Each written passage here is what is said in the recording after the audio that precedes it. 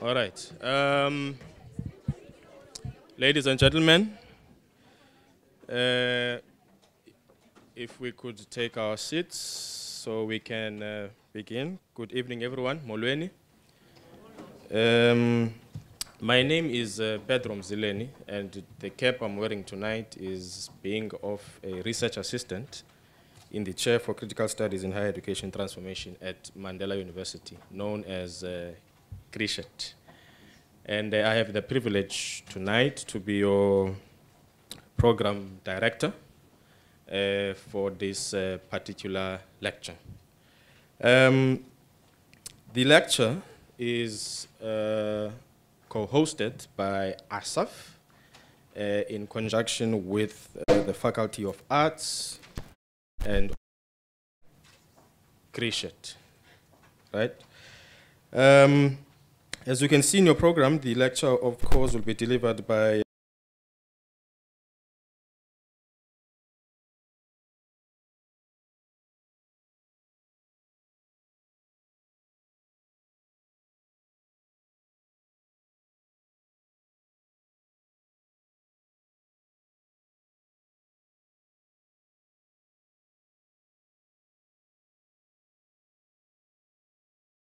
do at home when we do a memorial service.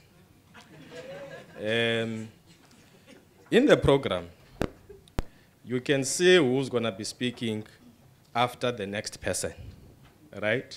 So I won't come to the podium to introduce the next speaker. The program will just flow until we get to the last speaker, Azokwenza Ilizwi Lombule. Yeah, so that is how the program is going to flow, colleagues, so that we are able to manage our time this evening. Without wasting any time, I would like to call forward the Vice Chancellor of our university, Professor Sibongile Mutu.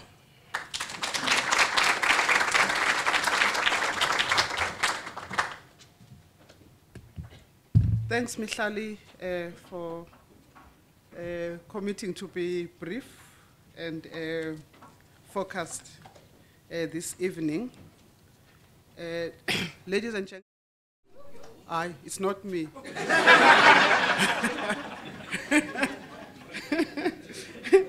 I'm sure this is our African welcome, Professor.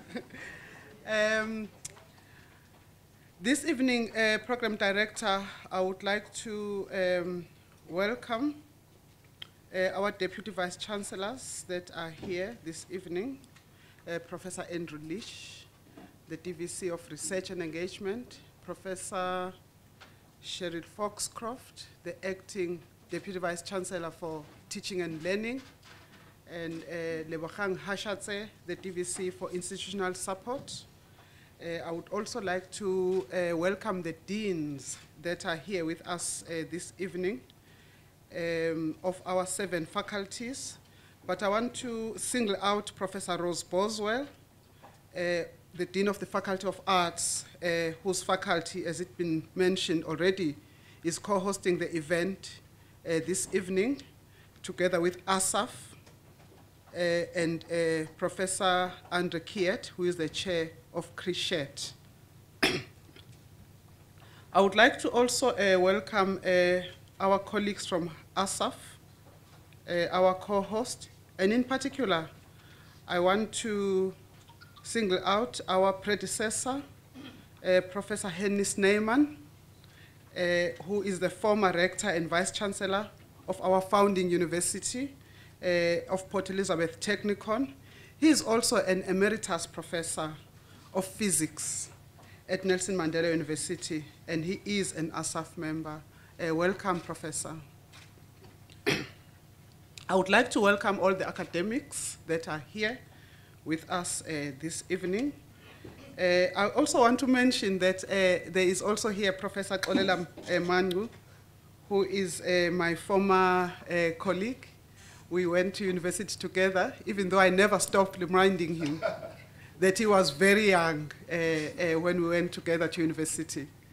So he must be clear that notwithstanding all his eminency, he's actually my junior.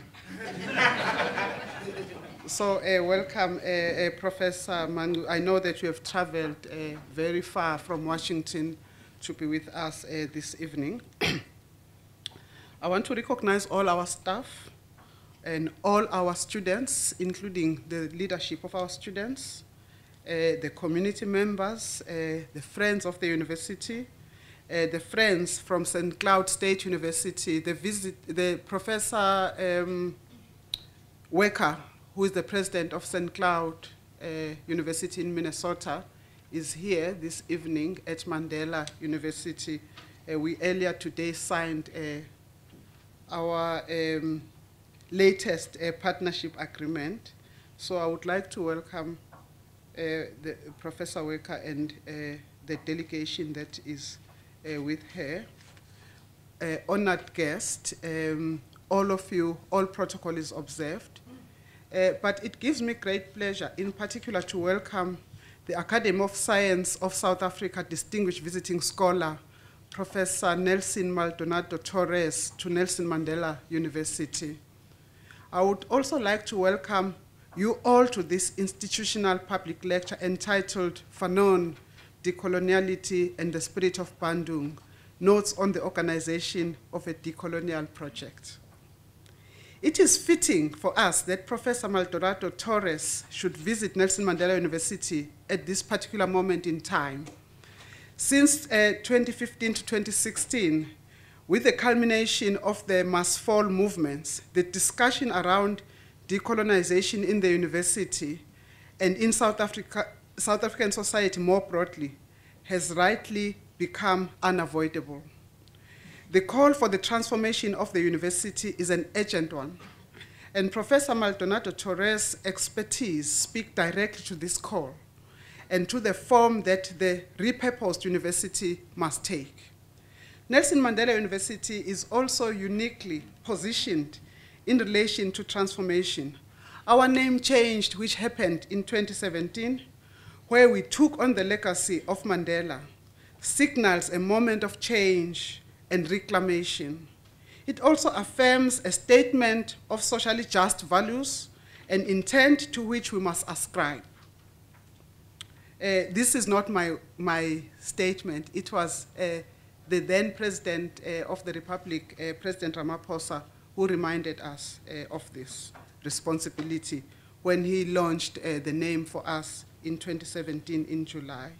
It is crucial that this symbolic change be made concrete in the praxis of this institution in order that we become, as I first signaled in our inaugural speech, a university that we are, which is in service to society. Essential to this process is the transformation of teaching and learning.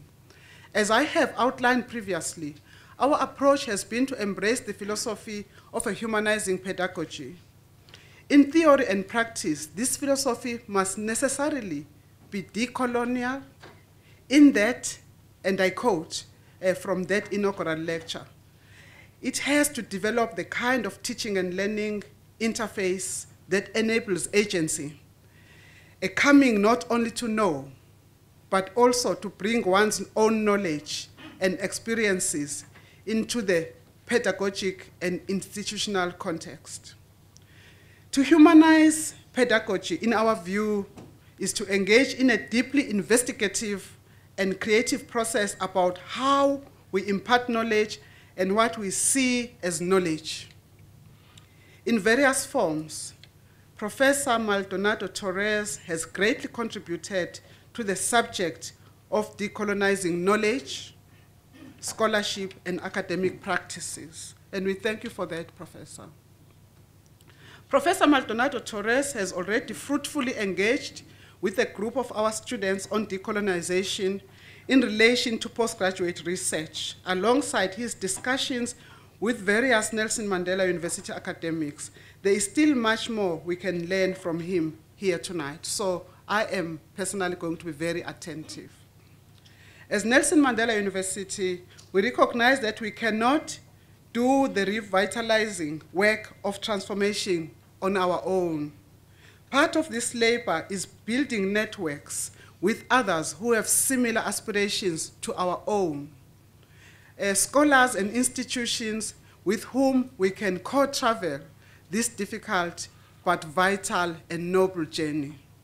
Professor Maldonado-Torres models this kind of decolonial solidarity necessary for transformation. He is one of the scholars in what is sometimes called Modernity, Coloniality, Decoloniality Network, a group of researchers and scholars who focus on the continuities between modernity and coloniality, as well as the possibility of decolonization. These kinds of solidarities, colleagues, are also the subject of his lecture tonight, as he explores the spirit of Bandung.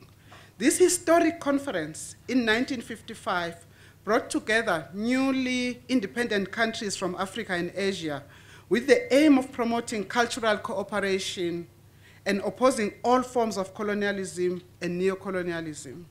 South Africa was not among these countries, unfortunately, at the time, as we were in the early throes of the neocolonial oppression of apartheid. Now, however, we have the opportunity to explore the possibilities of these kinds of collaborations. We look forward here to hearing Professor Maldonado-Torres' insights on Bandung for what we might learn and glean in our pursuit of productive connections across national boundaries to strengthen and advance the transformative decolonial project. The building of transnational networks reflects the work of creating transdisciplinary collaborations within the university space. In order to respond to the grand challenges of South Africa and the world, our university cannot remain rigid in its approach to the disciplines nor the relationship between them. Professor Maldonado-Torres' own work frequently crosses disciplinary boundaries, most frequently between the disciplines of philosophy, theology, and comparative religious studies. It is also worth noting his involvement with feminist work, such as his association with the graduate program in Women and Gender Studies, and his work in the forthcoming anthology called Decolonial Feminism in Latin America, Contributions and Challenges, which will be published here in South Africa and in the United States. As I move to conclude, Mihlali, here is a critical reminder that any decolonial project cannot ignore the facet of gender and the way in which our understandings of this integral part of human existence have been shaped by a colonial past. On this subject, there is much unthinking and re-educating to be done, and Nelson Mandela University needs to grapple with these challenges heads on. We have no option. There is much more to be said about the ways in which our current trajectory as a university might be guided by the work of the professor tonight. This public lecture is just one such way in which we will be engaging with his ideas now and into the future. I wish to thank the Academy of Science of South Africa for partnering with us in hosting this critical public lecture, and hope that we can continue to strengthen our collaborative partnership going forward. Once again, a warm welcome to all of you and to our eminent speaker this evening. Thank you very much.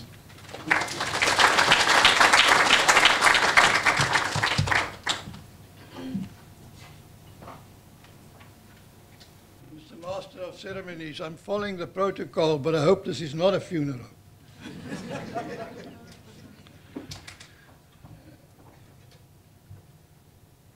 Madam Vice-Chancellor, distinguished visitor, Professor Nelson Maldonado-Torres, honored guests, former colleagues and academics, ladies and gentlemen. It is a very special privilege for me to take part in this meeting, this event this evening, and I hope that in the process of the few remarks that I make and the meeting itself, you will develop an appreciation for the great work that I believe ASSAf, the Academy of Science of South Africa, is doing now and will continue to do in the future. The history of academic societies in South Africa runs parallel and on the same and similar course as the social and political currents of our country. And as that, it is also marred, and this political nuance is my own and not that of ASSAf, but it's also marred by division, inequity, exclusiveness, elitism, and gatekeeping. And considering that, I will just tell you how important it is that we should get unity within the academic communities in South Africa. For about 1 century, 2 bodies in South Africa aspired to the position of being South Africa's National Science Academy. And this probably has something to do with colonialism. On the one hand, we had the Royal Society of South Africa with a royal charter from the King of England, Edward VII, and that charter was obtained in 1908. And on the other side, there is the South African equivalent, or the Afrikaner equivalent, die Suid-Afrikaanse Akademie vir Wetenskap en Kuns, with a statute from the South African Parliament. Now, it's interesting that these two, as I see it now, that these 2 academies were created soon after the Boer War and just before Union, so that they could continue to fight the Boer War. But that is just said in jest, really. With the dawn of democracy in the early 1990s, it was generally realized that a new model was required. And in what I've already stated, it's clear that we had to have unity within the academic communities.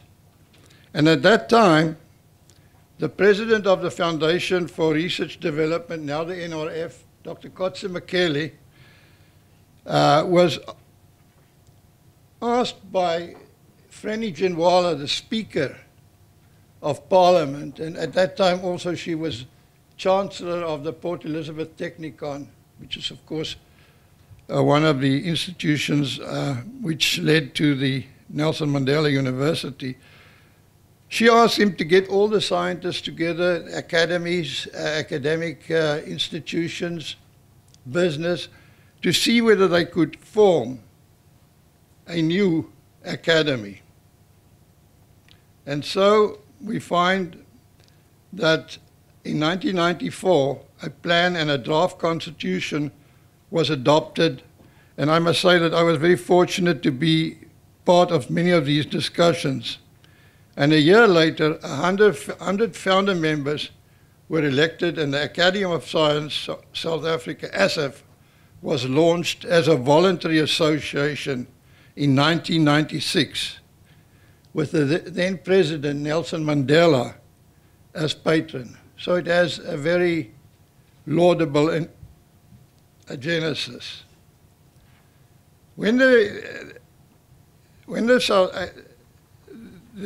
Academy of South Africa statute was passed by the South African Parliament in 2001, the Suid-Afrikaanse Akademie Wetenskap en Kuns statute was simultaneously revoked, so that there was only one academy that could speak on behalf of our country. Thus, there became only one National Science Academy of South Africa. The academy was broad in its exclusion of all forms of empirical inquiry and providing evidence-based advice to the government and the nation, as indicated by the motto, Science for Society. Now, it was, of course, very important that there should be support from government for this academy. And in 2001, very quickly, the Department of Science and Technology commissioned and funded the academy's first consensus study dealing with strategic approach to South African scholarly journals. And this was a breakthrough, when an international breakthrough, because of the support. ASSAf was selected by the United States National Academy of Science as one of the 3 intensive partners guaranteeing generous funding and mentoring for 5 to 7 years. This, together with a steadily increasing funding from Parliament administered by the Department of Science and Technology, has led to the building of capacity in the ASSAf Secretariat, and many further evidence-based studies and forum-based activities could be launched. A large-scale scholarly publishing program was initiated, and a strong international presence and wide acceptance of the Academy's key role in the national system of innovation was fixed. Initial studies that we can understand are very important, and very important for the government, was HIV, AIDS, TB, and nutrition. The Academy produced a consensus study on this subject. Also, the shale gas industry, the technical readiness of South Africa for that was another one. They've also made statements, the Academy has, on climate change and the electrical sustainable delivery of social grants. A vast number of initiatives were completed, and studies are currently in progress to study the state of the humanities in South Africa, PhD study, scholarly books, their production, use, and evaluation in South Africa today, improved nutritional assessment in South Africa, and low-carbon cities related to the climate change issue, and that has already produced one important study for the city of eThekwini. Now, as I said, I'm basically here to produce the commercial. And it's important that we realize that this academy can only grow and flourish if it encompasses within its membership the best scientists, the cream of the crop in South Africa. And so I will try to organize with Renata Vernier, that's here today, the liaison officer of ASSAf, that we develop a strategy to get more scientists and academics from the Eastern Cape included into the Academy as we move forward. So, ladies and gentlemen, that is just the background.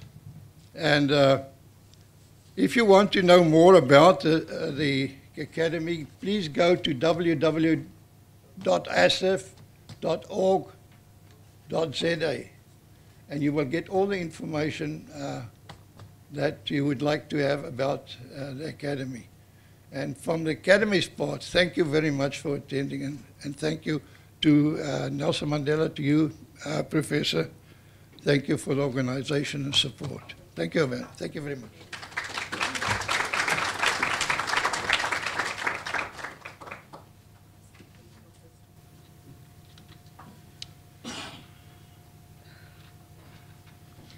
It is my singular honor, Vice-Chancellor, Professor Sibongile Mutwa, our Deputy Vice-Chancellors, Professors Leach and Acting DVC Teaching and Learning, Professor Foxcroft, as well as our Research Chair in Higher Education, Krishet, Professor Andre Keert, our honorable professors, colleagues and scholars, to warmly introduce to Nelson Mandela University ASSAf's Distinguished Visiting Scholar for 2019, Professor Nelson Maldonado-Torres.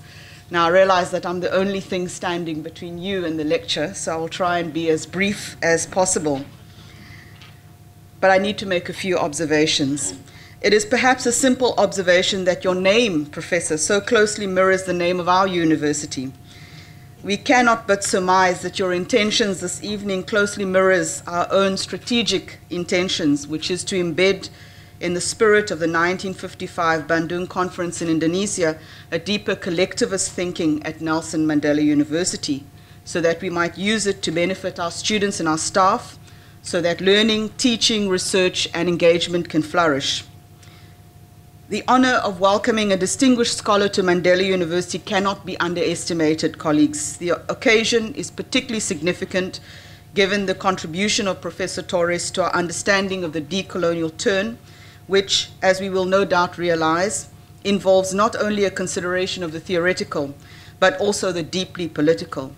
What does it really mean to emancipate those oppressed? My introduction to Professor Maldonado-Torres this evening will cover three broad areas, and as briefly as I possibly can.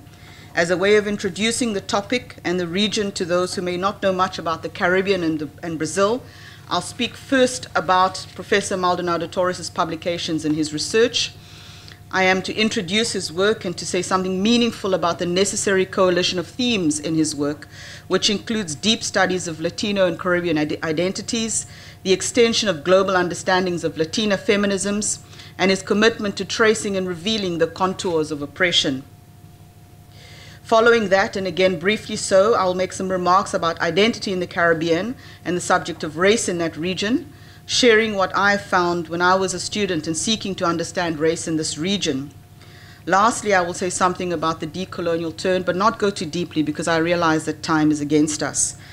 What I hope to do is to take into account the methodological implications of the decolonial turn and its implications for equality and social justice. And of course, as I said, I will do this very briefly and very broadly, as I know that Professor Maldonado-Torres will delve into this matter more deeply. A quick glance at Professor Torres' detailed curriculum vitae reveals a rich seam of expertise and research interests. Professor Maldonado-Torres is interested in and has published on the theorization of coloniality and decoloniality, the nexus between philosophy, epistemology, and ethnic studies, critical theories of religion, ethics, and social political thought, comparative race and ethnic studies, as well as Africana, Caribbean, Latin, and Latin American philosophy. The publication list is long and the work is rich. Thus far, the work has resulted in a series of articles and edited papers for peer-reviewed books. He has also authored, and is in the process of authoring, books on the theme of decoloniality, that elusive state of either becoming something that resonates more deeply with our ontological selves prior to colonization, or that state of being which recognizes the contradictions and complexities and richness that arises from being situated in a social world that has survived colonialism. The books in the CV are as follows: Against War, Views from the Underside of Modernity, published by Duke University Press in 2008. And as noted in his CV, the book offers an account of modernity as a paradigm of war through readings of the work of Emmanuel Levinas, Frantz Fanon, Enrique Dussel. It explores dimensions of philosophical and religious thought that are present in the work of each figure, as well as the significance of their common reference to linkages between modern European civilization and certain forms of violence. I could go on. But the second book, and please pardon my attempt to read Spanish aloud, I'm a French speaker, not Spanish, La Decolonización y el Giro Descolonial. Not bad, hey? Published in San Cristobal de las Casas, Mexico, at the Universidad de la Tierra in Centro Indígena de la Capacitación Integral in 2011. This is a collection of 6 single-authored articles and 1 co-authored article in Spanish. Third piece in preparation is entitled Fanonian Meditations and 10 Theses on Coloniality and Decoloniality. Is scheduled as a volume in the book series on decoloniality at Duke University Press. Expected publication very soon. There's more. The fourth offering is entitled Theorizing the Decolonial Turn. This volume offers a genealogy of the decolonial turn and provides an account of some of the main theoretical contributions at the level of understanding of subjectivity, power, knowledge, and being. As noted in a CV, this will include new material and revised versions of recent publications on the decolonial turn, including the book chapter, Decolonial Turn, requested for new approaches to Latin American studies, culture, and power, edited by Routledge in London. The theme of decoloniality, if you will permit me, Professor, has been of enduring interest to Mandela University scholars in general and to scholars in the social sciences. I came across Caribbean and Latina studies whilst I was completing a PhD on another part of the world, in the Southwest Indian Ocean region. And I'm not going to go into too much detail about that. But it was fascinating to me that the migrations, both voluntary and involuntary, had resulted in what the social scientists call Creolized societies. That is, societies that have now produced new cultural forms and politics as a result of the confluence of diverse groups. The Caribbean VC consists of several archipelagos or collections of islands off the coast of the United States. They were integral to the advancement of Western globalization from about the 1500s. They were a significant site of African slave settlement and still bear the marks today of those societies that remain hierarchical, a result of the stratification brought about some 200 years ago. In the last 50 years, however, scholars studying the Caribbean and places deeply affected by slave settlements such as Brazil have excavated the ways in which those societies developed resilience and became immensely creative in the difficult circumstances in which people found themselves.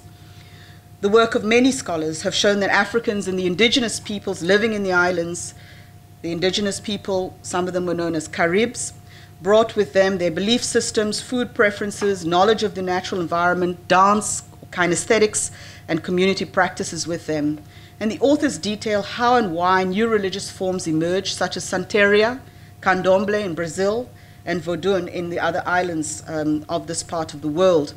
They documented the ways in which groups used dance as what James Scott in the 1990s calls a silent transcript, a hidden performance to act or to evade the wrath of oppressors. Centuries later, we see the results of such adaptation and cultural change. It is now evident in food, and since we're talking about food, we're nearly close to dinner. The internationally famous gumbo, or the Jamaican jerk chicken, iterations of black bean and pork. We also see the spread of worldwide phenomenon, the capoeira, the dance that is actually a form of martial arts. To elaborate, candomblé, of Yoruba origin, involves a veneration of a pantheon of deities known as the Orisha. And for the ocean scientists, Fundis amongst us, an important Orisha of the followers of Candomblé is, of course, Lemanja, the goddess of the sea. Santeria and Vodou, on the other hand, draw directly from Orthodox Catholic Christianity. And here we see the veneration of saints, especially the Virgin Mary, who's deeply venerated as an intercessor in the lives of islanders. So what is important about this? I think even in relation to race, and I'm just going to say a few words about this, we perceive that race relations are at once extremely nuanced and somehow also bypassed in the Caribbean and parts of Brazil. I came across, when I was a student, the notion of blanqueamento, which persists in Brazil, the need to whiten oneself, which is accompanied by a classification involving the identification of degrees of whiteness. As in South Africa and anywhere else, where such notions of fixed identities have prevailed, VC, the fixedness is cut across by superseding classifications of class, language, deportment, and association. Thus, in South Africa, the erstwhile Race Relations Board, some of you will remember, was empowered to formally reclassify an individual on the basis of his or her enduring cultural associations. In Brazil and parts of the Caribbean, one observes the informal reallocation and reclassification of people into racialized categories based on behavior. Finally, the decolonial turn is particularly resonant for colleagues in the social sciences, especially the discipline of anthropology in the social science in the 70s. The disciplines underwent what they call their own turn, an ethnographic turn, critical analysis of the researcher's gaze on his or her research subjects, critical analysis of ethics and the purpose of research, an assessment of the destination of our work. And we know that liberal feminists were at the forefront of this, but they were lately afterwards criticized. The questions were, what does it mean to be a white privileged man who does research on poor black people? And the same question was asked of white feminists basically doing the same kind of research. There was a serious and sobering assessment then that we all come from a particular community, that we grew up with particular values, and that we bring those experiences and orientations that can strongly and badly affect what we see and learn from a research site. Even the notion of a research site or field was questioned because for a very long time, researchers were not even considering the impact that their identities had on the research they were conducting. The turn called for more native and women ethnographers or researchers, for field research at home or in your own country, for self-reflexivity in the research process.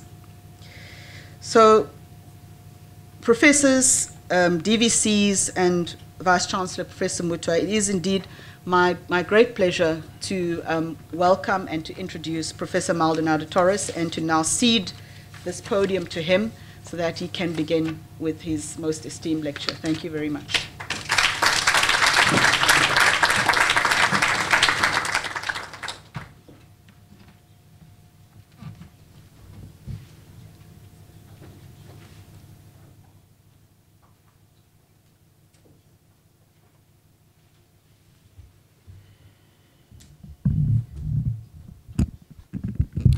Thank you very, very much for the kind introduction and for the invitation to come to your house of learning and share some ideas with you.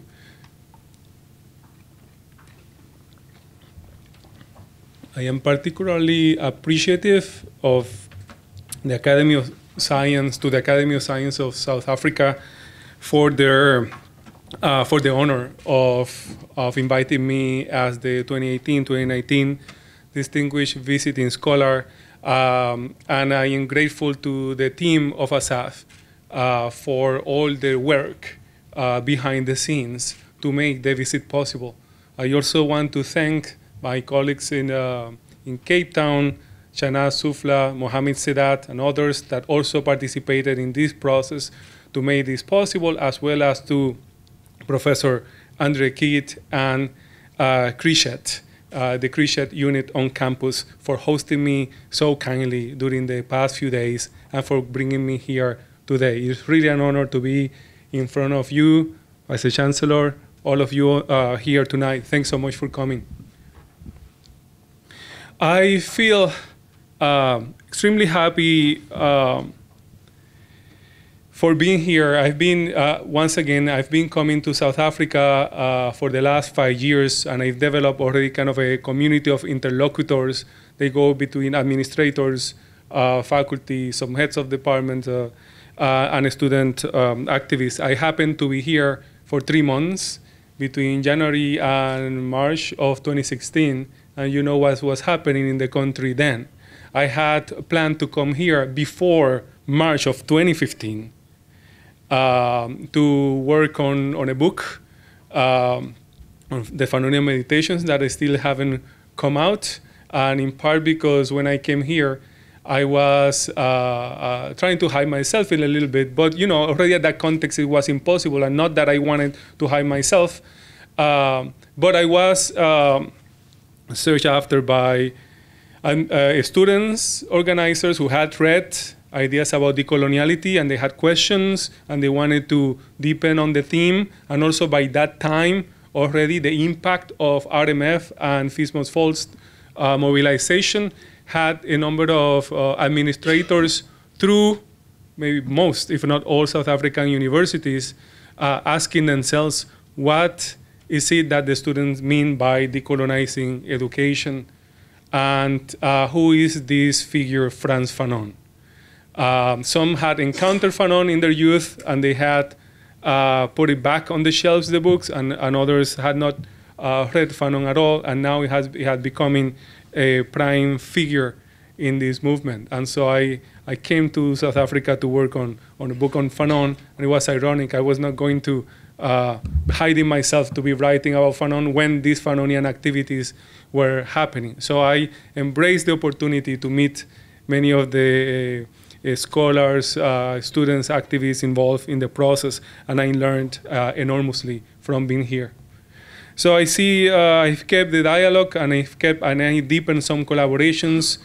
This conference is partly involves this activity, Fanon, Decoloniality, and the Spirit of Bandung, was the third rencontre, the third meeting, international meeting of the Frantz Fanon Foundation, which I led at Rutgers University as a member of the executive board of the foundation, but also as the director of the Rutgers Advanced Institute for Critical Caribbean Studies. And I'm going to explain more about the decolonial methodology that was embedded into the organization of the event. I also must say that I feel particularly I don't know, interesting, happy. I've never been in a town that has my name in so many places. Left and right. I feel quite at home here. And then when I was, I mean, every time when I would mention, even to people in Puerto Rico from where I am, but even, you know, other people who are not familiar with Maldonado, when they ask me, what is your name? Nelson Maldonado. Mandela, immediately. That was the closest that they could relate, immediately. So it's also interesting being, I never imagined I would have the privilege of being here in this institution. I'm so grateful. I should also say that I've, you know, as a kind of Fanonian thinker activist, I am more and more persuaded about the limits of a lecture format as such. You know, when you read Black Skin, White Mask, that is a book, it's an essay, but it's also a performance, and it's also a clinical text, all at the same time. You're going to see a little of that in my talk today. And so if you have read Fanon, you're not going to be surprised. If you have not read Fanon, you may be. In which case, then I ask you to go read Fanon, and then you will understand better what I'm doing. So having said that, I have divided, and I will rush a little bit because I know that we have a limited amount of time.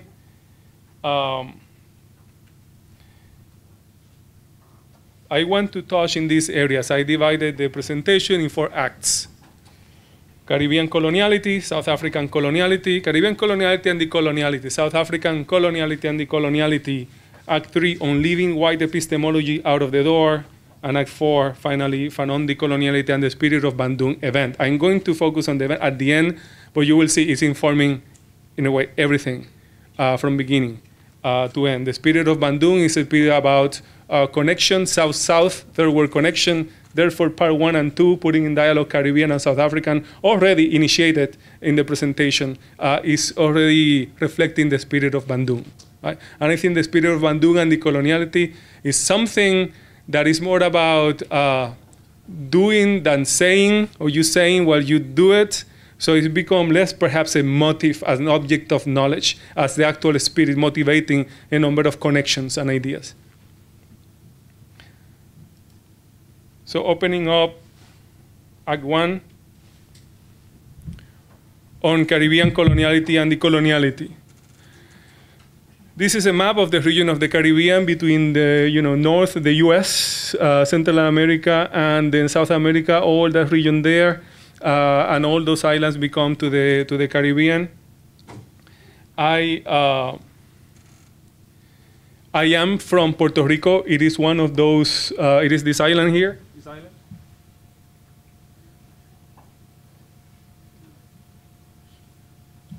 And Puerto Rico counts with the dubious honor of probably being the oldest colony in the world, in the modern Western world. It was so-called discovered by Columbus in 1493. It remained as a colony of Spain until 1898, when then it passed into US, hands of the US government, and became an unincorporated territory / colony of the US. And it has never been independent. It is a colony up to this day.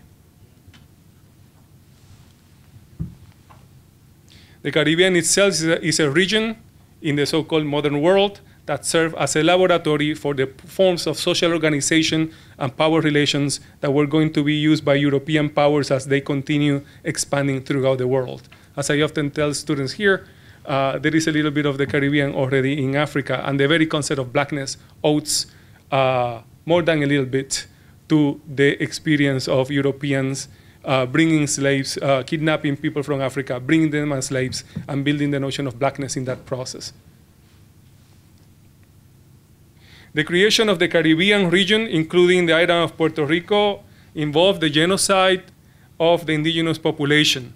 There are estimates of that population of being between 8 million to 50,000, but what is less controversial is that by 1542, there were only about 200 natives. That is almost basically total genocide. Very few still claim, within these islands at least, being descendants of indigenous people.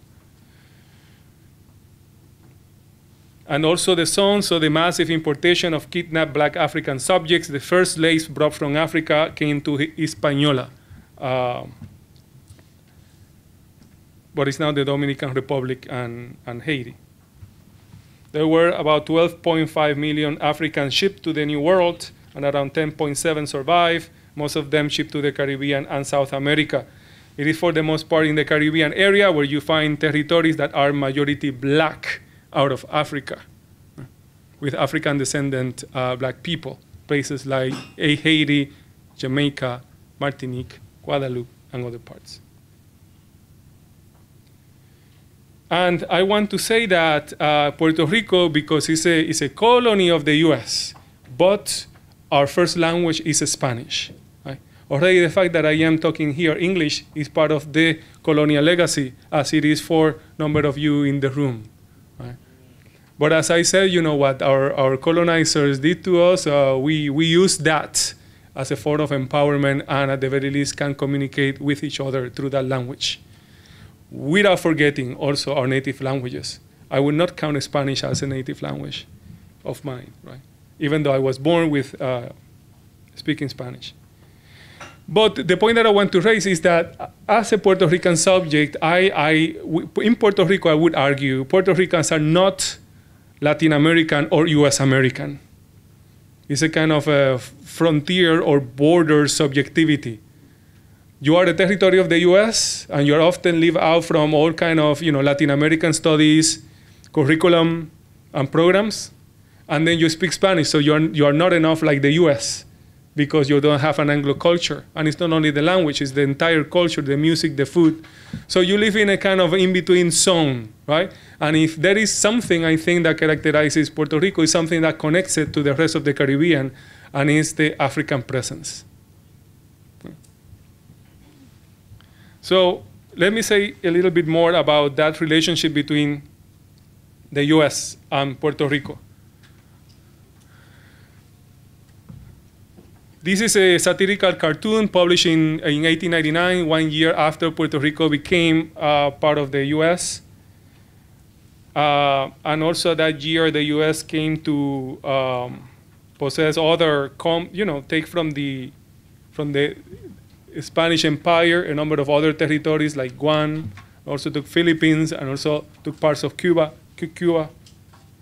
And this one is Uncle Sam.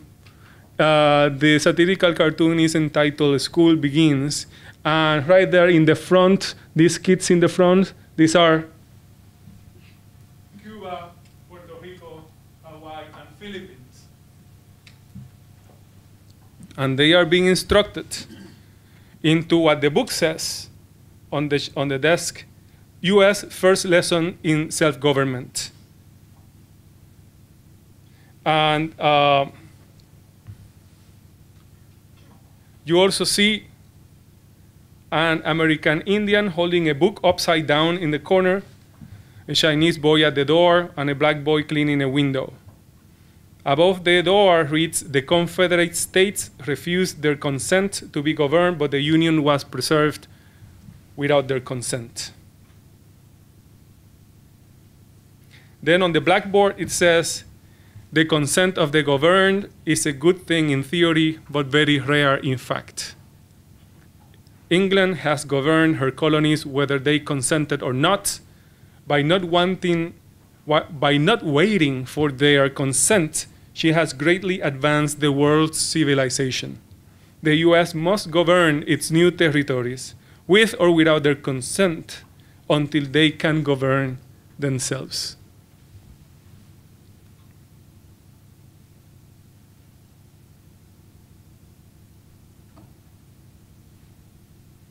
In the notes of Uncle Sam, in the notes reads, "Now, children, you've got to learn these lessons whether you want to or not, but just take a look at the class ahead of you and remember that in a little while you will feel as glad to be here as they are." And of course, you see that the kids on the back part, they represent the different states of the nation. So this is coming from 1899. More recently, about 2015, this is another depiction of what is to be Puerto Rican today, a colony submitted in massive, massive debt, an unpayable debt that has resulted first by, Clinton wanting to erase the deficit in the US, and then at that point it was clear that in 15 to 20 years, with those changes implemented by Clinton, that the islands will be in deficit, and that's what happened. But of course, what you have is the current administration saying that it's all a cause of mismanagement, right? And Puerto Ricans are on the water. This is from photographer Adal Maldonado. He's not family that I know. He's a renowned photographer from Puerto Rico and New Yorican also, from Puerto Rico and New York. And he has this series of photographs of Puerto Rican. It's part of a series that shows particularly how it is to live in an island that is indebted to this degree. But then, more recently, as you may have heard, Puerto Rico experienced 2 hurricanes back to back. One of them was very catastrophic. So he resumed the project of the photographs. And then we were under kind of a triple threat. We have the debt, we have a board, a board of control board created by the US, like kind of a colonial kind of managing board. And then we have the hurricane at the same time. So it was like a triple kind of submersion, leaving us without air. These are some of the photographs from this series. And here what I'm saying is this is Caribbean coloniality, right? Caribbean coloniality. This is me introducing myself to you by introducing the region and the parties connecting the colonialities that affect us in different parts of the world, right? And this is how an artist has depicted our coloniality. This is actually dressed as in a very traditional fashion, as a traditional Puerto Rican. And you see, it's like everyone, no matter the sector, the life, you are underwater. Underwater means that you cannot breathe, right? You are asphyxiating.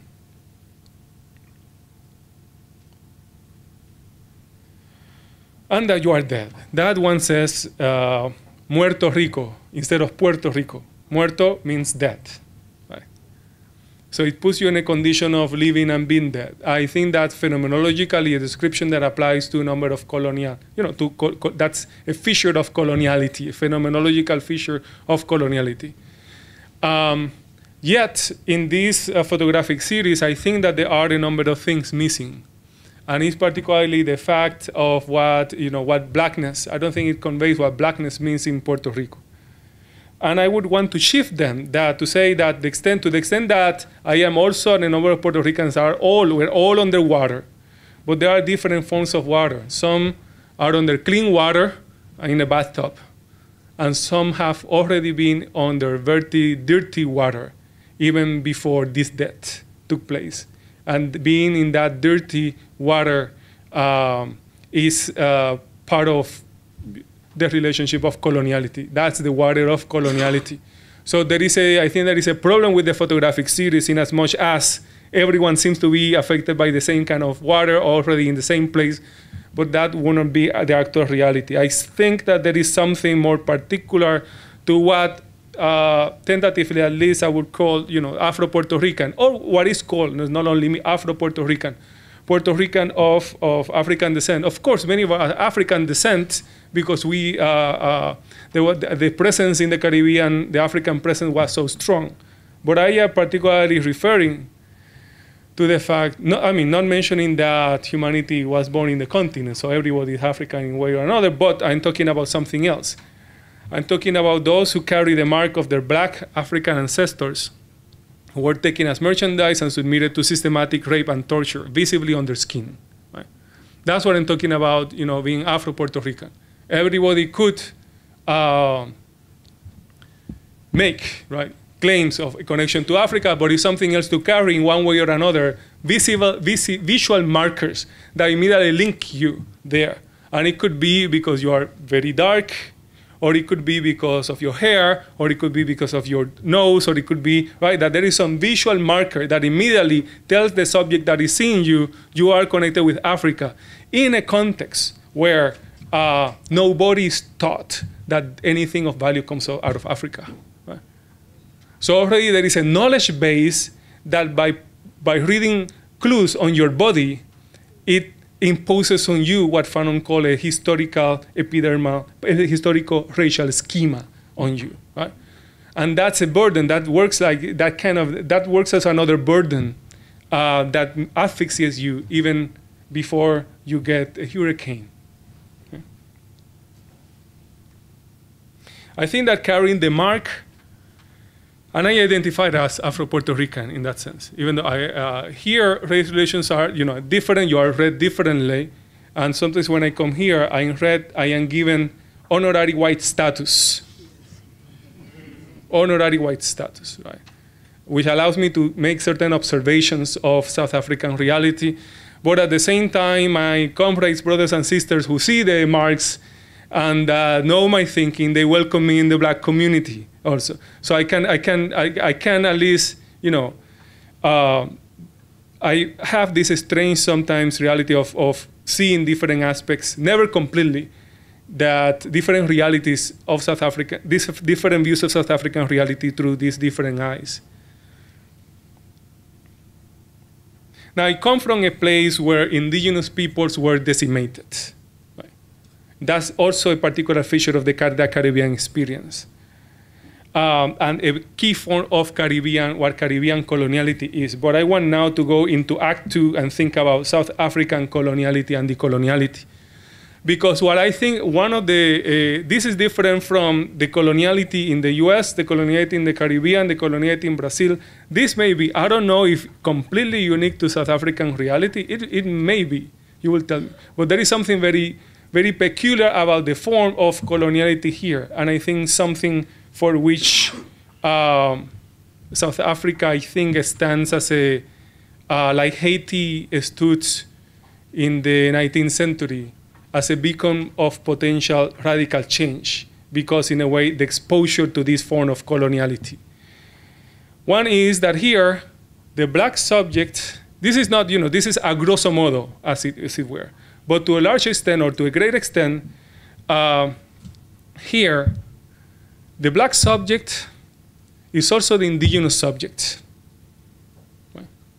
The black subject, so in other places like in Latin America, you have indigenous population, and in the US, you have indigenous population, and you have African American population. Right? And there are different kinds of ways of theorizing what anti-indigeneity is, and what anti-blackness is, and the legacies of slavery. Right? But here, they are one and the same, to some extent. Right? They are linked, very much linked, and in some cases, they are the same. What does that mean when the same subject is the recipient of these two fundamental forms of, in this modern world, dehumanization, right?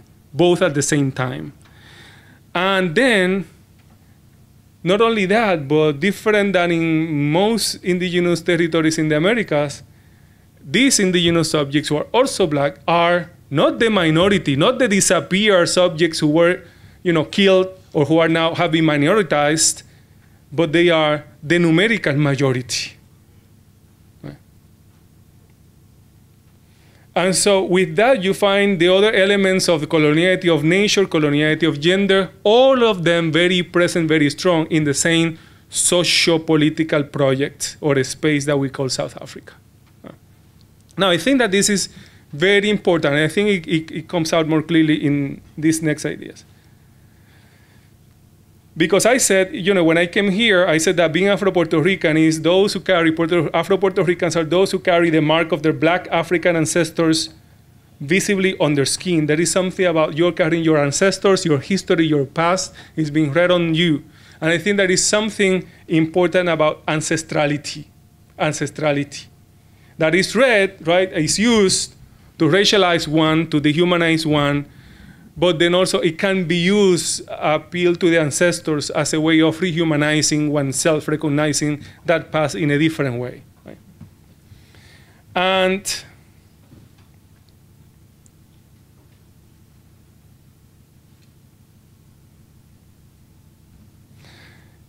I think there is something important about recognizing the ancestors as a decolonial move.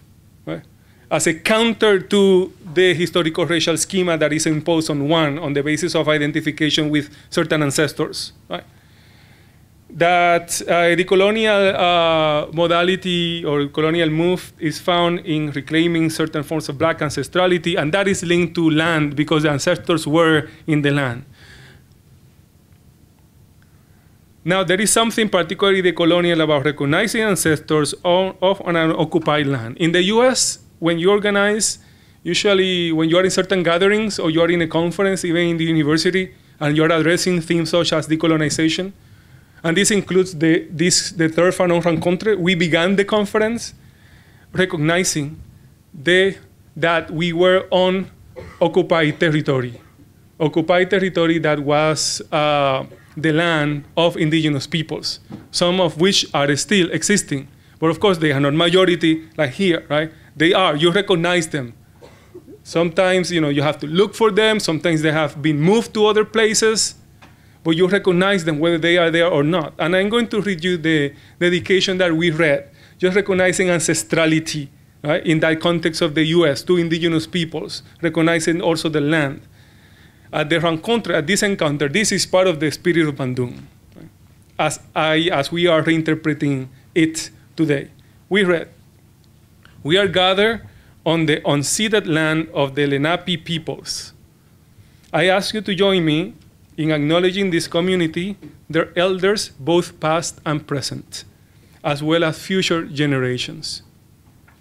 The Rutgers Advanced Institute of Critical Caribbean Studies and the Franz Fanon Foundation also acknowledge that Rutgers and its subsidiaries were founded upon exclusions and erasures of many indigenous peoples, including those on whose land this institution is located, the Lenape peoples. This acknowledgement demonstrates a commitment to continuing the process and doing our best to multiply the efforts of working to dismantle the ongoing legacies of settler colonialism." That's how we began the conference. So I could not avoid talking about this event and the spirit of Bandung, asking myself, how does one recognize the ancestors on a land where the descendants are the majority in the place? How does one do that? Right? Because this salutation is, in a way, again, presupposing the reality of indigenous peoples in the US that were pushed to reservations, right? As the US expanded, located then you'll find also in the urban areas as minoritized subjects. But how does one salute the ancestors of people who are the majority in that place and who are alive today? I don't know how to do that without itself becoming a political act. So what I wanted to do, and this is the performative part of the talk, is I want to ask those of you in the room who you see yourself as one descendants of these ancestors on whose lands we are now. And I would like you to tell me, to share with me, how do you think that we should do that salutation, or if something else is what should be involved. And what I'm going to do is that I'm going to ask for help for some of, helping me distributing some sheets of paper. And I want you, please, then you raise your hand and someone, if one or two of you help me, distribute them. There are a few pens, and I will leave you to, while I lecture, just write it there. I want to take it with me. My goal is to be able to, potentially say this when I come back next time in Zulu, in Xhosa, not necessarily in English only. But please, raise your hand and think about, tell me, what would be how do we initiate a moment? How should we start every public event if we are going to acknowledge the importance of the ancestors and also of their claims to land, of the generations that have come after them? So please.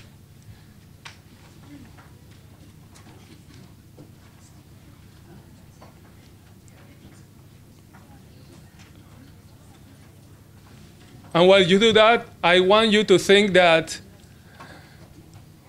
if I'm not mistaken, the majority of the descendants of those ancestors are living in conditions like this in Port Elizabeth. This picture is one of the townships here. So what does it mean? Think about the space. You know, is a salutation enough? How about, you know, when you are saluting, honoring, you know, ancestors of people who are a few kilometers away, living in conditions like that? Is a salutation enough? What kind of intervention?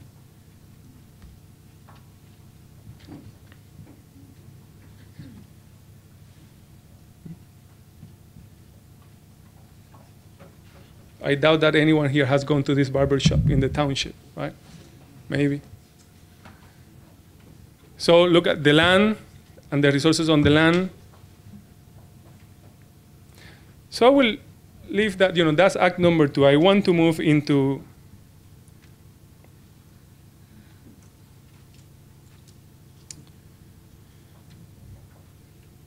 act number 3, which is about leaving white epistemology outside the door. Leaving white epistemology outside the door.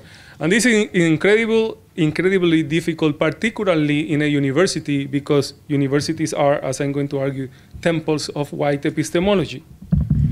Now, I think that this is necessary, and here I refer you to the first thesis of something that I wrote and posted on the Franz Fanon Foundation website, outline of 10 theses on coloniality and decoloniality. And this is a text that I conceived before coming here, but I basically, all the ideas I put together while being here in South Africa, and particularly the first thesis came out of the South African experience. It was confirmed while being here and going to different departments and talking with different lecturers and HODs and so on. And the first thesis is colonialism, decolonization, and related concepts generate anxiety and fear.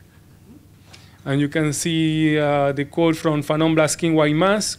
Mama, look, a Negro, I am scared, scared, scared. And when there is any theme that is seen as coming from the voice or the position of the Negro, themes and ideas such as colonization, slavery, you know, domination, liberation, by extension, those words and those ideas will also provoke fear and anxiety. Right? So immediately what happens when there is fear, there are multiple strategies that are created in order to do different things, right? Usually to not take it as seriously, the challenge, to make it feel, you know, the people who are making the challenge is the one who have not grown up enough, or to say that that is an old challenge, right? There are many different strategies to kind of undo, to make the situation more palatable and avoid out of the fear of anxiety. And that's key. That's key because it impedes communication when this happens.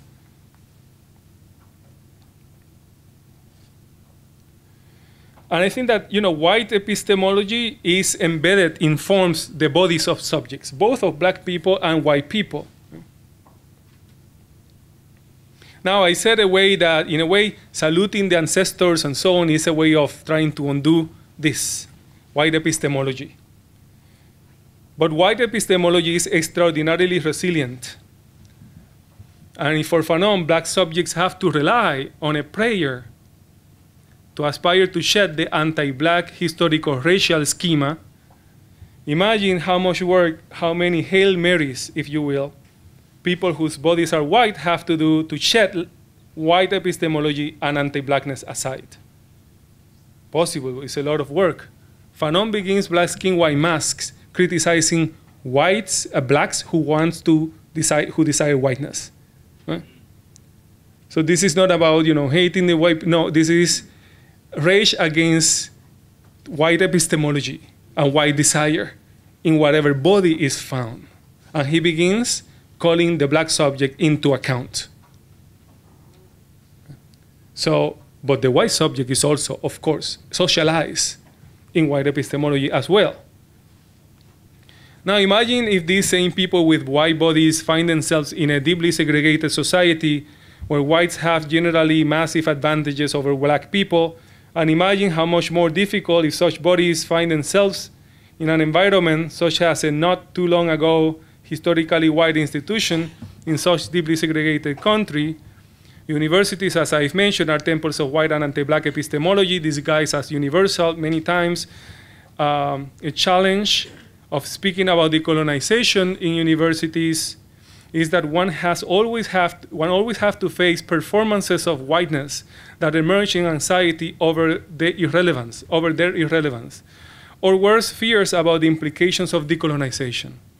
Fears because they cannot imagine these white bodies possessed by white epistemology. They cannot imagine a world where they do not get to keep epistemic centrality, as well as the absolute right to a middle class, an upper middle class, and a high class life.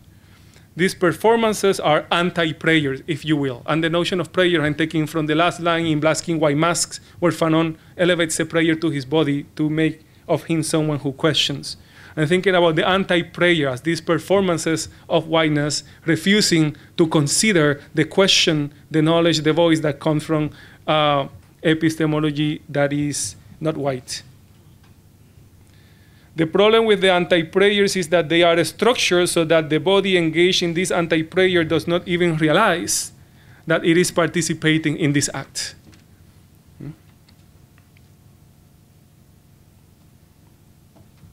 Black conscious people, however, very easy pick up on the dissonance. And I'm talking about the dissonance like when you, and I found this many, many times when speaking in South Africa. It happens everywhere, I think, but in South Africa you can almost predict it. When you talk and you address the question of decolonization or anti-blackness or overcoming white epistemology, there will be those kind of questions at the end of the talk that will be diffusing the theme or changing the theme altogether. Right? And then suddenly, the people who are making the questions, they don't even realize it. They don't realize that sometimes when people enter the situation and they say, well, there should not be white people here and so on, it is not that out of any kind of racism. It is a frustration of the same kind of experience over and over again, of why people possessed with white epistemology coming, taking the conversation another way, then other people begin to respond to them, and any discussion that could have happened, that could have go into some depth, is lost. Time after time after time after time after time after time again. Right? So because of this, but the people who do it, they don't see it that way. The people who do it say, this is, thanks God that I was there, because if not, the conversation would have taken these routes. Right? So usually for them, everything is, thanks God that they were there. For the people who are around, it's like listening to nails scratching a chalkboard. Now, what I did last week at UCT, I decided to do a performance around this. The performative part was this act, not the previous act. And I worked with the collaboration of the Bonfire Freestyle Theater Company. And we wanted to make sure that, that we could exorcise the anti-prayers to some extent, right? And we did it. We asked the Black audience and Black conscious audience in the room to say words that reflected their experience when they heard any of these, right, interventions. And so they began to say words, right? They say unbelievable, entitlement, indifference, audacity. And someone came up and said, caucasity. Caucasity. And there was that question, oh, what is that? And so on and so forth. So we were with the question. We left with the question. Of course, the audacity all coming out of this white body affirming itself in this particular situation. Now, the interesting thing is, I could, in the question and answer, if you have questions, I could talk more about the performance or what happened. But this is the very intriguing thing. Right? Because, of course, some people are there and maybe are thinking, well, this is unnecessary. We're already aware, and so on and so forth. But see what happens. When the question and answer period begins, I think the second question was a white male who asked something along the lines, why are we talking so much of black people when we are all victims here? Shouldn't it be more like yin and yang, that we look at everybody suffering, attention to everybody? And that was, I mean, I could not have, some people believe that it was part of the performance. Because it was like so, it spoke so on point to what we were talking.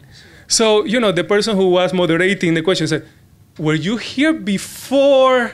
And I'm thinking, you know, it doesn't matter, it's the predicting quality. Talking about, it's almost like a positive science here. Even when you call it, it will not hear it, this will not happen, it will still appear. Right? And we were left all puzzled, and I was like, this is the interesting thing also is that in the play, when we were doing the play, the third moment in the play, in the playback, was we asked people to say an anecdote of when they found this audacity, caucasity, and so on. And you know, they had a couple. Little will we know that by the end of the talk, this will become another anecdote, and one particularly exemplary. Right? So I was then thinking that, you know, the prayers, because this was the idea of using the body to facilitate a prayer, to combat the anti-prayer. That was the idea, right? To call it out there, to put it out there, so that hopefully it doesn't come out. But it came out. So I was thinking that, well, maybe, you know, if you look at Fanon Blaskin Guaymas seriously, there is a moment prior to the prayer that in a way I think prepares the subject that goes through that book to elevate the prayer. Right? When you elevate a prayer, there is a certain, you know, concession of humility, adoption of humility. There are a number of phenomenological features of that subjectivity. That is not like the sovereign subjects with rights or the cognitive subject. It's another kind of modality, bodily and conscious embodied modality. So how do you get to that, you know, to that? You first need to realize some limits so that you elevate a prayer. But white epistemology is about is more about certainty and arrogance than humility. So that how do you get to do that? Well, in Fanon's text is weeping. There is a moment in the text when the subject weeps at the end of chapter 5. And weeps is the transition to another more dynamic part of the text that ends in prayer. So I said, weeping. So, you know, it's a question of then introducing weeping into the performance. But then I suddenly convinced myself that's not the way to go, because weeping has also been taken over by white epistemology. Right? And so I remember another anecdote that I learned before. That I learned before in one of the decoloniality summer schools, when after a whole week of discussions and so on and so forth, you know, there was a white female this time who stood, and actually there were a number of white people then that began to, when they participated, you know, began to cry. And this person began to cry, and she said began to cry because, you know, this was the height of Fismo's fault, right? So I am afraid, mama, afraid that, you know, in this context, you know, something could happen to my son or daughter who are white, or that they will leave the country. They will leave to Australia, they will leave to another, and then I will lose my family because they will leave because they are afraid of listening to, you know, one bullet, one settler, and ideas like that. And I found it very, very interesting, right? Because particularly in this moment where the students, many of them there are the protests, but also eloquent accounts and critiques of the post-1994 moment and how apartheid continued. And somehow your main preoccupation and the reason why you're weeping is black people being a threat to your son and daughter. And right then and there, I thought that this is a person actually who is a person who writes and thinks about racial relations in this country and so on and so forth. And that is a person who will, I think, describe herself as a very progressive person. And maybe in part of her writing it is. At that moment, something different came up. But I thought, you know, then that I think, or I thought at that moment, I still sort of think, that white people in South Africa who consider themselves really progressives should be afraid for their lives. That's, in a way, a requirement. But not because they are afraid of black people, but because they fight so much against white interests that other white people want to kill them. Okay? And that can be the marker of real progressiveness. It's not becoming the translator of black suffering. Right? It's somehow intervening in the social area and the cognitive epistemological field in such a way that you become a threat to the white order. But also doing it, and be careful, because sometimes that's also colonized. Now you could be the white hero entering into all these songs. You have to do it in companionship of the movements that are already doing there, have been already doing that long before you were even born. Right? So you need a kind of education to be able to connect with that whole wide web of movements that have been doing that, for you to learn and relearn your body and your bodily behavior and your bodily schema, right? So that your body could then begin to pray instead of formulate the anti-prayers. By the way, I think that one of the main problems for the white subject possessed by white epistemology is liberalism. Liberalism is a fundamental source of the anti-prayer. And liberalism, I don't think, is connected. It's more connected than we often think. This is something that I wrote about in that book, Against War, with fascism. And I think liberalism and fascism are more connected than we think. They are not too far apart, to the extent that sometimes liberal interventions can look like fascist interventions, to the extent that sometimes I wonder if fascism is a higher form of liberalism or liberalism a weakened form of fascism. And this is happening now at UCT, using a so-called liberal rhetoric. This poster has been put over campus. And this is part of the kind of a counter-revolt of what is happening now at UCT. I don't know if those posters have been circulated here. Right? And you find that.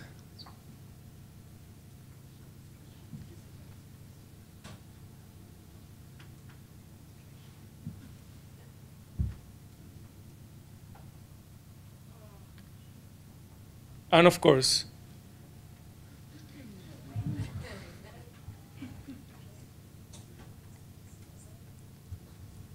so I think, RMF, FISMOS Fall, are now, as it happened also actually in the US with the power movements over the late 60s, and then you found very strong counter-revolts. And sometimes the counter-revolt lasts 3 times the amount of time than the revolution themselves, right?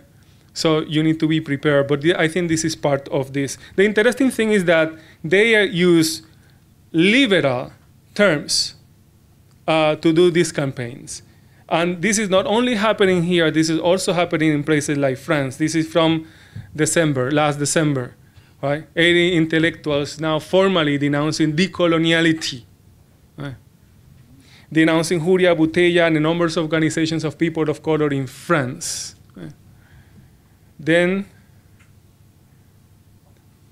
this from about last month, I think this came out. And so these are liberals who say that we count ourselves among the European patriots who understand what is at stake here. 3/4 of a century after the defeat of fascism and 30 years after the fall of the Berlin Wall, there is a new battle for civilization, they say. Our faith is in the great idea that we inherited, which we believe to have been the one power forceful enough to lift Europe's peoples above themselves and their warring past. We believe it remains the one force today virtuous enough to ward off the new signs of totalitarianism that drag in their wake the old miseries of the Dark Ages. This is 2019. What is at stake forbids us from giving up. Hence this invitation to join in a new search. Hence this appeal to action on the eve of an election that we refuse to abandon to the grave diggers of the European idea.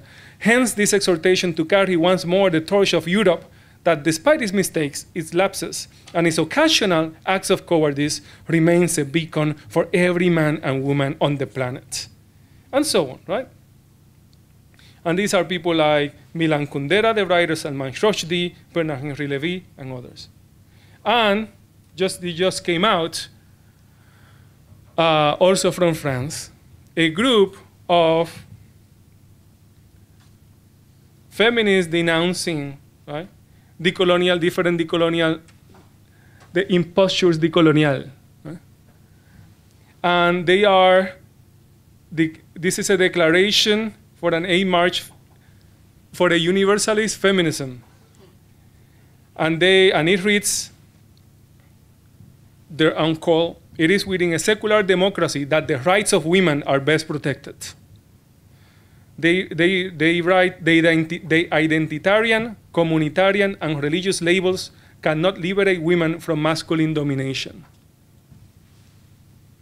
And the currents of relative, post-colonial, and racialist thought that pretend to support feminism only instrumentalize it and adapt it to the rules of the oppressor. That's the message. So this is a kind of a counter-revolutionary liberalism, and maybe this is a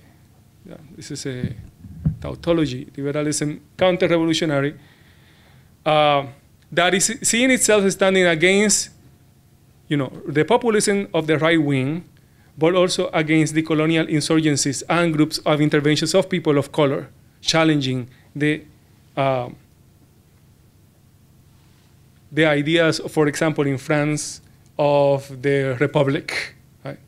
Not recognizing the differences among people, seeing everyone as a citizen, but using that to colonize subjects instead of actually grant actual citizenship rights. And so I thought that I will transition, recalling Fanon's words that I think apropos. This is in 1961. So much has reigned since then. When Fanon, at the conclusion of Wretched of the Earth, he writes, "So, my brothers, how could we fail to understand that we have better things to do than follow in that Europe's footsteps? This Europe which never stopped talking of man, which never stopped proclaiming its sole concern was man, we now know the price of suffering humanity has paid for every one of its spiritual victories. Comrades, the European gain is finally over." Right? So, you see, this is already more than 50 years that you have this voice of radical critique of these ideas, but the reassertion of white epistemology in liberal clothing. And then, of course, let's not forget Richard Wright in 1956, even before Fanon, celebrating the conference of 1955, conference of Bandung, in these lines: the despised, the insulted, the hurt, the dispossessed, in short, the underdogs of the human race were meeting. Here were class and racial and religious consciousness on a global scale. Who had thought of organizing such a meeting, and what had these nations in common? Nothing, it seemed to me, but what their past relationship to the Western world had made them feel. This meeting of the rejected was in itself a kind of judgment upon the Western world. And so I'm looking for the spirit of Bandung as the possibility of thinking of new ways of social organization, new ways of thinking from the linkage between peoples who have been colonized by Europe. In the case of, on the basis of what I have noted with regards to South Africa, I would be tempted to propose this notion or the concept of the spirit of Bandung linked to black consciousness in the forms of non-alignment with white epistemology. And this is something that everyone must do, like black and white, everybody, and the decolonial alignments, starting with ancestrality and the land question. Right? And I wonder if those performances of recognizing ancestrality and the linkage to the land can become pathways to enter into a more profound zone of non-alignment with white epistemology. What if we begin with that declaration? Where would we follow, for example? What would be a consistent follow-up to that declaration, right? Instead of, we begin from that point, recognition, instead of the multiple evasions. And that recognition leads to these alignments. And this one, in this thinking about decoloniality, the spirit of Bandung and South Africa, my thinking has been informed by one of the participants in the conference, in the organization, from South Africa, which is the Black House Collective. And it had been in collaboration and companionship with the Black House Collective based on Soweto already for a few years. And we're planning now a camp for youth on Black consciousness and decoloniality in Soweto in less than 2 weeks now. And in these lectures, in a way, that conversation is ongoing. And I already presented ideas of Black love, Black questioning, and Black understanding, and now these notions of ancestrality as ideas, I think, that come out of a bridge, of a connector between decoloniality, decolonial theorizing, and Black consciousness discourse. Their base is Black consciousness and Pan-African discourse at the Black House Collective. So finally, I will go quickly here. So I have a number of pictures, and pictures say lots more than words sometimes. This is the event that we organize. And when I conceived of the event, I wanted to make sure that it was not purely an academic event showcasing different scholars who are experts on race or Fanon or colonization. I wanted to do an activity that will bridge the university with communities in struggles and community leaders outside the university, and that will also link my university with local universities and my institute with efforts in other places, like France and South Africa. And so in that gathering, we invited a number of community organizers, activists, scholars, and the group of students that I convened to organize the conference. The idea is that this is not going to be an ordinary organizing committee. Anyone who participates in the organization of this event is committing to engage in the colonial Fanonian projects with the New Brunswick community. The New Brunswick community in the city where my university is majority people of color community. But you can imagine that the links between the university and the community are nearly zero, are very, very small. Right? Even including people who theoretically, who are doing in theory, in the level of theorizing, decolonial thinking. Right? So I wanted to make sure that the thinking becomes a thinking in practice, and we take as serious interlocutors the community organizers and activist organizers in New Brunswick and New York City. And that to play there. And not only that, but that the conference themes will be selected on the basis of the interests of the community and our work with the community. So in the rencontre, the main themes were health, music, visual arts. Right? And the three of them were defined as in consultation with the community as themes of their interest. So when the conference happened, we brought a number of international scholars and other activists to talk about these themes that the community was already invested in. Right? And at the same time, because they already invested in, they have something to offer, to teach in that process. So we all come together in that intersectional space, in that kind of in-between between the university and the outside, creating, and between the US and the outside, because this is done with the France Fanon Foundation, which is located in France, in Paris. And also I had the participation of the Black House Collective and also of colleagues who do work in Palestine. This was also in the background, the Bandung of the North conference in Paris. This is a conference. Angela Davis was one of the keynote speakers, and this is organized by the Decoloniality Network in Europe, and this took place in Saint-Denis, France, and the indigenous of the Republic were one of the main organizers. Now you can imagine why these other, for the most part, white European liberals are taking their time to target, decoloniality as a danger, because it's beginning to convene different peoples to have conversations within and outside the university. In that letter, they are denouncing universities for discussing seriously decoloniality, right?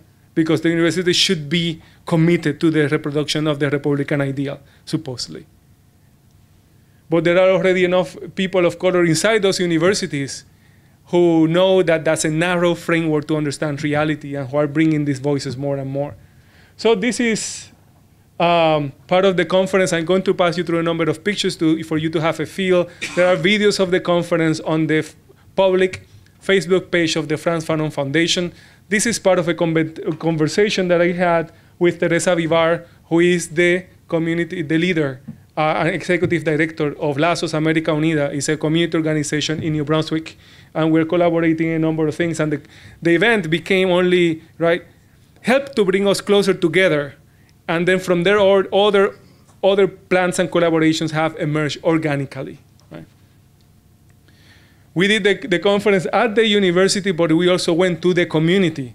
We brought community organizers to the university, but we also went to the community. We used the space and we met people in the spaces where they usually meet. And this is us there. This is November, so this is in northern US, so it was cold then, right? So we are inside there. This is a parking lot that we took over of the parking lot of the community center, and this is indigenous Mexican dance. The majority of the population, as I said, is people of color in New Brunswick, and the majority among those are Mexicans, particularly from Oaxaca town, and these are Oaxacans. So these are some students. Then also we took a tour of the city to look at art murals. Art was another one of the main topics. So we made sure that we took all the people who was coming. We took on a tour of the different murals that were painted in the city to address questions as evictions and discrimination. And that served as a lens to give an introduction to the history of the city of New Brunswick. That was a moment between a cultural producer and organizer and some other on the bus who are from New York City and do visual organizing and activism in New York City. So the conference became a node also linking South Africa, France, but also New Brunswick and New York City. This is one of the murals. You see the themes: love, respect, trust, in both English and Spanish. And you know how the context is in the US now with Donald Trump particularly, is increasingly anti-Hispanic and anti-Spanish. This is part of the art murals in the community.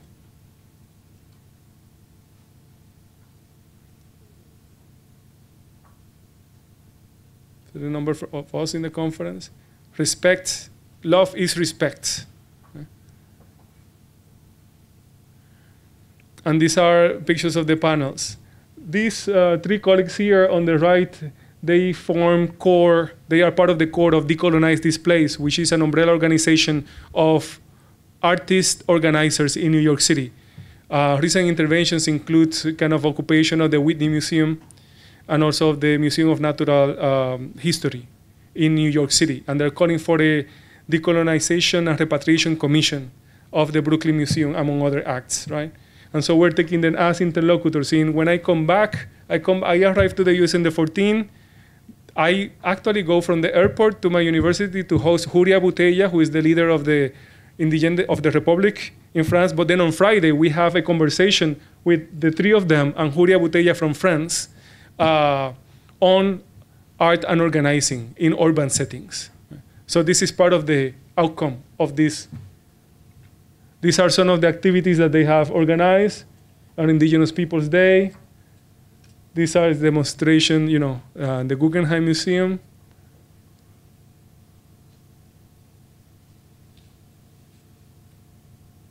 This is a book panel on Fanon's, the publications of his previously unpublished writings. And so Robert Young, who is one of the editors, Louis Gordon, Major Scholar on Fanon, Mireille Fanon Mendez-France, who is Fanon's daughter, and myself. She's the president of the Fanon Foundation also. This is one of my students who work in the community center and work with two youth members from the community from high school. And they work on one of Fanon's plays. And they work on the play, and they recreated the play, and they performed the recreation of the play on the rencontre. Right? And it was about the value of life, to live and to love. And so one of them have written a song with those themes precisely about the importance of loving and living in the middle of a community where sometimes families, 3 or 4 families live in one, in a room, in an apartment with 1 bedroom. This is the presentation of the Black House member, Sandy Hadebe. And I'll just pass you this because I know that taking enough time.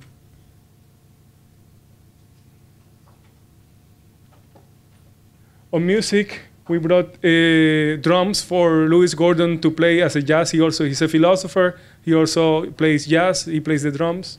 And he talked about philosophy and drumming and also did the performance.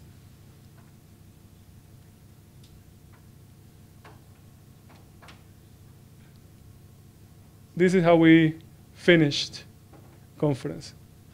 I could go on, but I hope that I give you a sense of the project. And I leave you with that. Thank you so much for enduring me.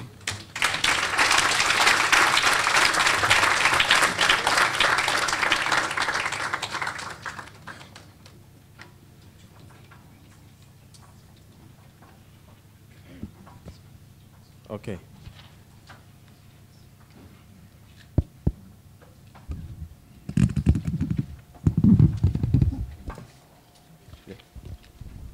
Okay, thank you so much, Prof. Torres, for the wonderful lecture. Let's now move to the question and answer session. Let me begin with the first round. I'll take 3. 1,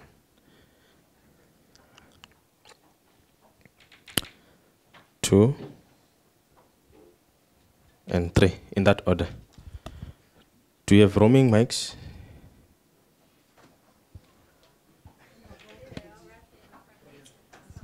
Oh.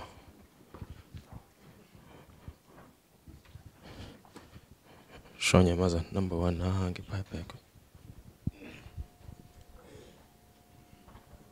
This also came out recently, right? In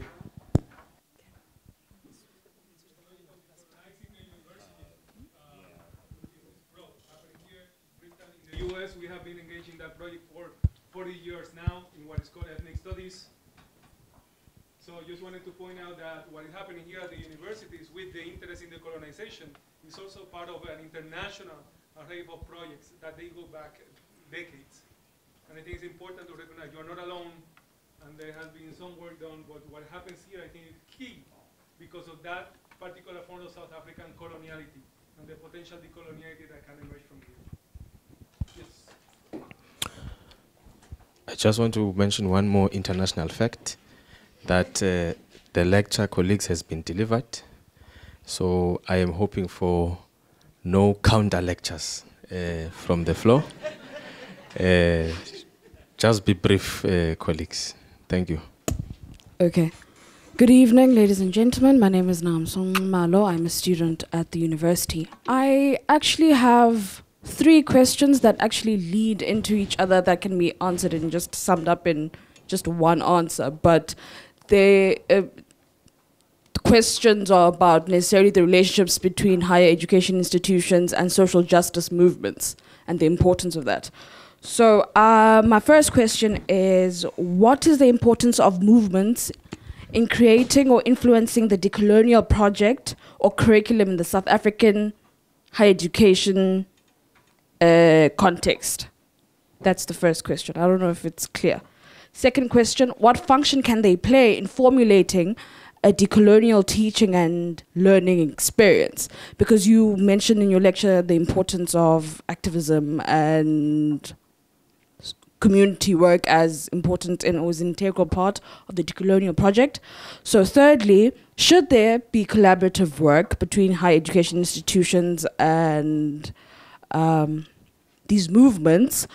What sort of shift in the socio-political order or socio-political context in the South Africa would happen? How would that? Okay, so the question it's based on 3 things. Is it important that social justice movements work with higher education institutions? That's the first question. What function or what role could they play in that? If you say that they are important, but from your lecture it means that they are. And thirdly, should that work happen, what sort of shift in the socio-political order would happen in the country? Thank you. Sure. Number 2.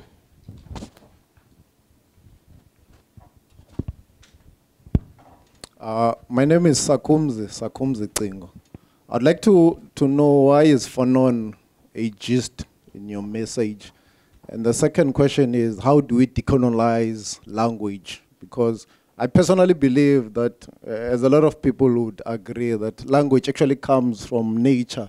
It is sounds that we actually connected and mutated, sounds that we managed to react and to create language into it. Because personally asking that question about how do we decolonize language, it takes me to how do we go back to our land, the same topic we're talking about, our ancestors. Because they are land. By the mere fact that they are dead right now, they are back into the land. So how do we go back to them, or how do we continue with the future? Thanks. And the first question about Fanon? To your talk, yeah. Number 3. Good evening, my name is Mulifi. I don't know if you can hear me. Yes. Okay, my question basically builds on to what he has just said about the land. Because there's a principle of international law which states that colonial boundaries, no matter how arbitrarily drawn, must be left as they are. Unfortunately, I'm afraid to say there are people who would like to see that happening. They would like to see the status quo prevailing, you know, with us preserving the borders. So now my question is, it also goes back to what he said about the how. How do we decolonize people's hearts to say, it doesn't matter whether you are light-skinned or you're Indian or you're white or you're black, I mean, but I think my interest is more to the black people. How do we decolonize someone's heart to say, whether you come from Nigeria, Cameroon, Botswana, South Africa, we are one and the same. Because we can talk about decolonization until we're blue in the face, but I think it starts from the heart. You know, it starts from the recognition that for as long as you have 2 legs, we both have 2 legs and 2 arms and whatever, we are one and the same. So how do we decolonize people from beings that are unique? That's actually my question. Over to you, Prof. Oh, sure. Thank you. Thank you. I think that there is a long history of, you know, intellectual activists or who are also pedagogues who use the space of the university at the university. At the university itself, you know, it has certain porosity to society, of course, because you receive, you know, youth from society to come and learn, and they come with their questions and their knowledge and their ideas. As the university turns more, you know, professional, neoliberal, or the university is made into only a tool for status, sometimes it loses that porosity. But that porosity, I mean that it can be, classrooms can be, you know, the people in classroom are students that come from communities, and you can use those spaces to help and facilitate pedagogical processes that allow these students to formulate the questions that they have that make sense to them, and to formulate them and to deepen them and to fashion in them and to elaborate them. Right? It is not without importance that Fanon elevates this prayer to the body to make him someone who questions, because the process of questioning might be the most important part in the adventure of knowledge. And already in the parts, you know, you can use the space of the university and schools to facilitate the formation of questions that emerge out of those bodies, instead of trying to discipline the bodies with methodologies that lead to automatically to other questions, or to methodologies that make more difficult certain questions to emerge. Right? So there is a long history about that. I think that part of, if we're interested in transformation and decolonization, that it will be good to pay attention to all of those who have done this kind of work, and we take this as a serious object of analysis. I'm thinking people like you know, June Jordan in the US, poets and writers who use those spaces to, yes, teach writing and creative writing, but also teach communication skills and ways of raising new questions that then turn into concrete engagement with communities out of the university, right? And also, your question makes me think of Sheila Sandoval. She's a Chicana feminist, and she has a book entitled Methodology of the Oppressed, where she talks about the movement of women of color in the US, the social movement. And out of those social movements, she takes of her analysis a number of theoretical lessons.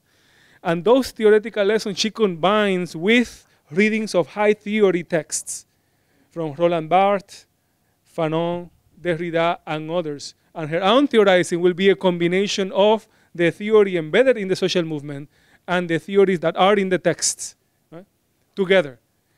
Why Fanon is so important to me, coming also to this question, and why it's important to her, I think, is because as a number of these black feminists and also women of color feminists, that they were both high theoretician and activists at the same time. Right? So their texts are pregnant with those ideas that were not only, ideas that were not only fashioned reading about the history of social movements and reading high theory. It was doing both two things, but also participating in a social movement. That was a kind of third element. And many times we have been the recipients of that knowledge that have passed through all of that, but we think that we can do better and we don't have to do all those three things, right? And we oftentimes take radical thinkers as, oil reserves. It's like the petroleum there, since they have thought so richly and so much, we become experts on their thought. And we do a lot of, we can have an entire career becoming specialists, talking about all the things, but in truth, what we're doing is extracting the oil from the oil reserve. And we can make some good, important contributions, but there is something missed if you are abandoning the central aspect, which is the fact that you cannot produce radical knowledge only out of this extractivist model, where you only take a source of a text, and that becomes the source. So you have to be participant of creating dynamics of decolonization. That is why the 10 theses in the outline, it begins with the fear and the anxiety, and the 10th one is about becoming involved in collectives. And I've been thinking about, is there an 11th thesis to the 10 thesis? Thinking about the thesis of Marx's thesis on Feuerbach, and the 11th thesis is the philosophers so far have interpreted the world, but what we need to do is to change it, right? And I'm thinking that the 11th thesis of decoloniality is not written because you are doing it, right? Because you're outside doing it. The 10th was about being with others. And at one moment you have to write it and you have to interpret it, but also you have to do it. And that takes time and effort, right? And so Fanon is that a figure that I think he has done all of those things. That doesn't mean that his work is perfect by no means, but that his work was able to explore a number of areas into what is called psychology, the examination of the psyche, entering a critical dialogue with phenomenology, both Sartrean, Husserlian, but also Hegelian, while at the same time being able to do criticisms of the Algerian Liberation Front, right? Calling out his own anti-Arab racism that he detected at some moment in his life, right? And also while becoming an activist in Algeria, right? Where in Algeria, he was not from Algeria, and he was a black subject in Algeria. In Algeria, the majority are not black people. And somehow developing a theory of decolonization that completely accounted for that relationship. Sylvia Wynter, who is a major theoretician from the Caribbean, talking with her one time, she told me that, Nelson, we cannot envy people like Fanon and Messeser. We cannot envy, because we keep coming to them, we keep coming back. And she said, they wrote in a particular historical moment when Europe was particularly vulnerable, and people from the third world were reclaiming an agency globally in so many spaces, and this was the generation observing and documenting. And that's why there is a wealth of knowledge yet to be taken out and developed in many of these figures. Again, not perfect, but key and important. So that's what I keep coming to Fanon. Also thinking blackness, but also the colonial relationship, right? Colonialism and blackness. in the Caribbean, in Africa. I mean, the kind of breadth of that vision and engagement is something formidable, for me at least, and impressive. And the question of decolonizing language, that's key, that's clearly key, right? And Ngugi wa Thiong'o has famously, asserted that we need, and I think correctly, we need to respect and use indigenous languages of the world, right?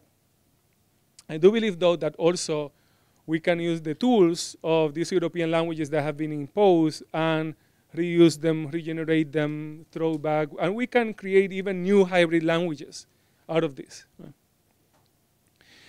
I was saying, I think earlier, that in Latin America, a lot of people refuse to learn English, or in certain generations refuse to learn English because they saw it as the language of the colonizer, or the US aggression towards Latin America. Many people learn 5, 6 languages, but they would not learn English out of principle. Right? And when I talk with some of these more senior scholars, I tell them, how, I respect the decision, but at the same time, how bad that they cannot then understand Bob Marley's song in the language that he used, right?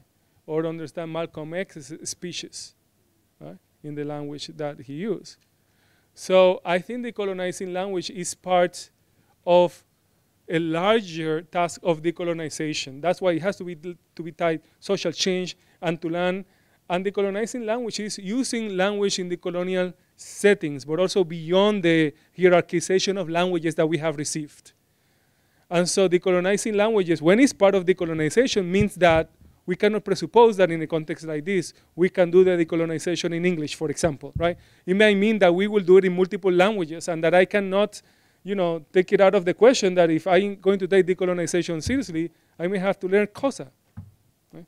Or what would it be to take it seriously as an interlocutor, just like other subjects have learned English? So it opens the possibilities. And you see, universities are supposed to be the places where we get exposed, the youth get exposed to this universe of ideas, to multiple languages, to multiple cultures.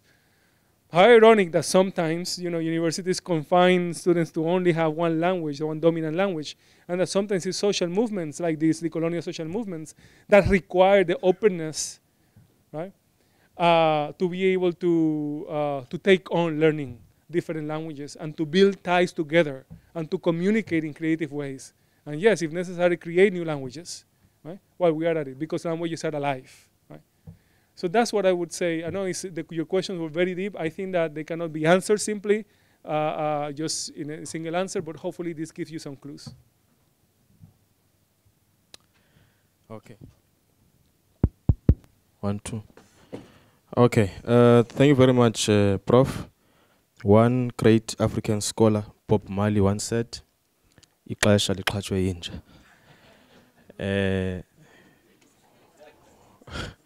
We can continue the conversation outside, colleagues. I sincerely apologize that unfortunately we have to bring the lecture to a close. I would like to call to the front Professor Cheryl Foxcroft, the Dean of Teaching and Learning, and currently the acting DVC for Teaching and Learning, to give a vote of thanks. And also please, those of you with the papers, if you can move them to your left, to my left, and I'll pick them up here, to your right. And sorry. Thank you. So ladies and gentlemen, as we come to the end of this evening, in the lecture, it was 4 acts that were presented to us. And I've got a lot of language scholars sitting in the middle here. And normally when we get to the end of the 4th act, then there's just one little word that says finish. And so I'm going to be brief because we really need to continue engaging with this very stimulating presentation that we've heard this evening. And Professor Nelson, I will remember your name forever, Nelson Mandela-Torres, we really do thank you for the way in which you have presented this lecture in that it's left us with a lot of questions, as we've heard already in those who were able to ask their questions.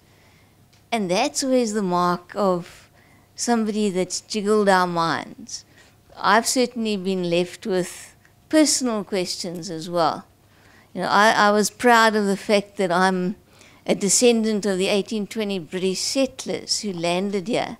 And your question about, and whose land are you on? And how do you recognize those ancestors has me now with very deep questions about my ancestral heritage as well. So thank you very much for the richness of what you've left us with. And I'm sure it is going to find its way in the conversations that we have in some of those intersectoral spaces in the institution around just how we go forward with this whole notion of decolonizing, in my case, the curriculum as such.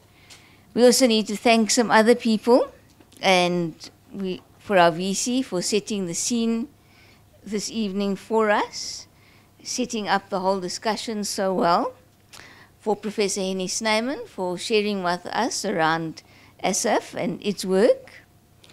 And then I know Andre Keert and his Crishet team, I believe it was called a committee, worked very hard at putting this evening together, all the different aspects, the program, getting our guest here, and all the work that's gone into this. Thank you very much for all those arrangements.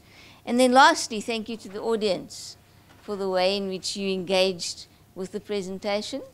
And I hope that now as we leave, that you're going to have many more opportunities to engage in conversation. So thank you very much, and go well as you go on your way. Thank you.